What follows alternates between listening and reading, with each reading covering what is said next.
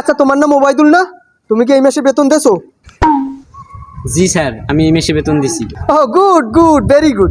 এই সাব্বির, তুমি কি এই মাসে বেতন দেছো? না স্যার, এই মাসের বেতন দিই নাই, সামনের মাসে একসাথে দিমু আনে। ও আচ্ছা, সমস্যা নাই। ওবায়দুল, তুমি বলো তো 1 আর 1 কত হয়? স্যার 1 আর 1 2 হয়। সাব্বাস, বাঘের বাচ্চা।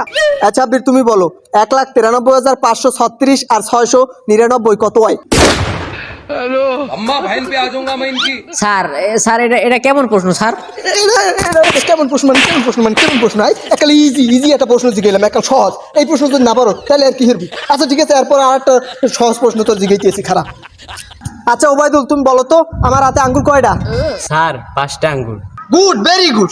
এই না হয় আমার স্টুডেন্ট। আচ্ছা সাব্বির, তুমি এখন বলো, মনে করো পিতার বয়স 20 বছর এবং পুত্রের বয়স 16 বছর, অতএব আমার দাদার বয়সের সমষ্টি কত? স্যার আমি দাদার বয়স আমি কেমনি কমু? তুই আমার দাদার বয়স জান না? তুই আমার দাদার বয়স জান না? আমার দাদার বয়স জান নাই? তুই কি এমন স্টুডেন্ট হয় আমার দাদার বয়স জানো না? আচ্ছা এরপরে একটা সহজ প্রশ্ন কইতেছি। কি সহজ সহজ প্রশ্ন করে হইয়ে পারে না? হ্যাঁ ওবায়দুল, তুমি এবার বলো আকাশের চাঁদ থাকে কয়টা? স্যার আকাশে চাঁদ তো একটা।